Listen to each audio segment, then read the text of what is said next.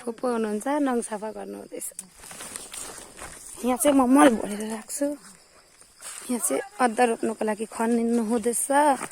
अदुवा चाहिँ जस्ट अलिकति बेसी छैन यति छ कहाँ गएको बहिनी कहाँ गएको भन्छु म यहाँ छु भन्छ म चाहिँ यो मल उस्काउनु आँटेको हो यस्तो बाँझो बारी खनेर चाहिँ अदुवा रोप्नु पर्ने अरे यार कुकुरलाई पनि एउटा काँटा दिइहाल्नु नि साह्रै हेऱ्यो अनुहारमा कस्तो दामी मल रहेछ नि साँच्चै नै सुक्खै रहेछ आफै हेर्नु ओर्नु छैन पर जङ्गलबाट बोक्छ सर बहिनीले क्यामेरा पक्रेको अरे योभन्दा त दामी त आइहाल्ने पक्रिन्छ बहिनी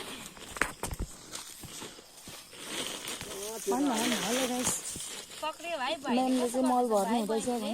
यसै तँलाई देखाइरहेको मलाई मात्रै किन देखाएको कुकुरहरूलाई देखाइदिए कुकुरहरू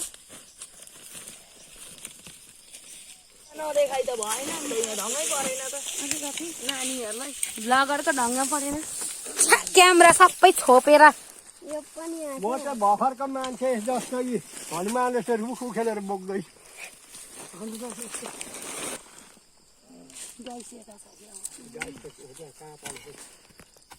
हेर है गाइस दुईजनाले भिजेनै रहेछ त नि यत्रो पानीमा पनि त्यसको लागि हामीले उठाएको मल पानी पनि आधी बोरा राखेको यो के हो बुवा उक्खु हो कुन यो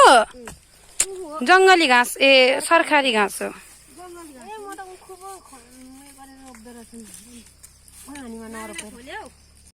फेरि पनि हामी आइपुगे फेरि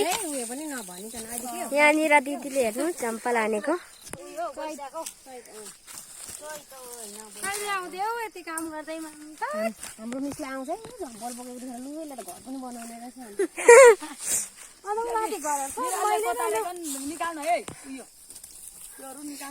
बिरालोले यहाँ कोट्याएको हेर्नु यहाँबाट मैले ढुङ्गा बोकेर त घर बनाएको थियो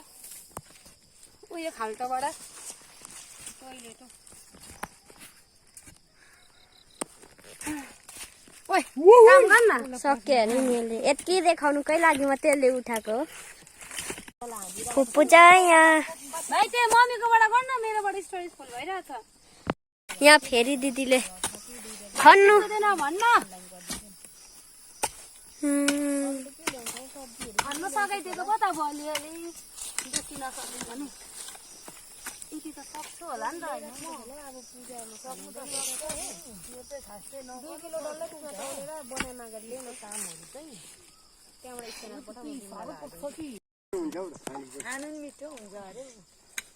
चिया बनाइस कस्तो चाहिँ बनायो मिल्ककै दुध त अब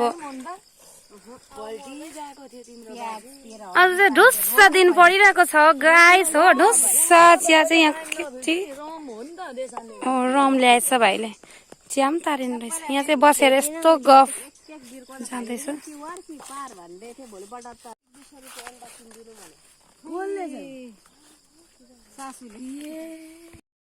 ल बहिनी घरमा लगेर राखेर आइज यो राख यो पक्रिन हातमा घरमा राखेर आइज ल हुन्छ भन्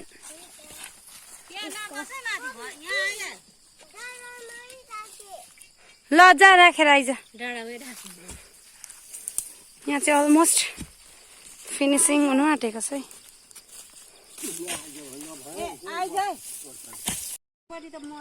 यत्रो खनिसके हामीले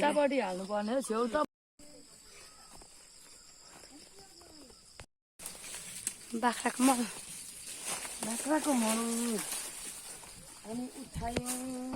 यता गाईको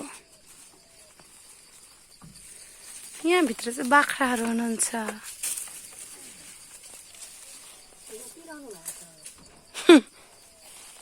च्याउ उम्रेछ है पुरा खान्छ र अब खेतालालाई चाहिँ यही ल खाजा यही बनाइदिन्छु सब्जी भनेको सब्जी त यही बनाइदिन्छ खाजामा सब्जी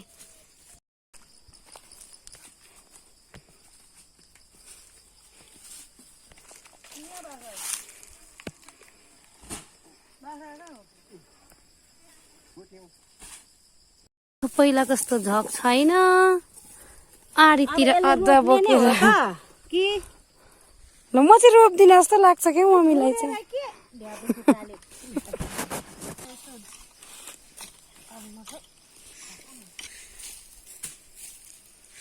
भोलि पर्सि चाहिँ कति चाहिँ फल्छ हेरौँ है अदुवा अदुवा चाहिँ योपालि चाहिँ हेर्नु नि कति डोको राख्ने जग्गा चाहिँ अब म माथि होस्टेलमा आउनुपर्छ राम्रो भयो भने त दामी हुन्छ नि ए बेसी हाल्दो रहेछ अदुवा रोप्नु हुँदैछ है टलक्कै घाम टल्क्यो खोइ घाम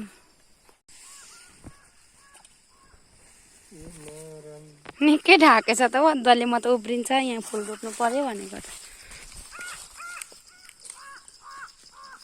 गार्डन हो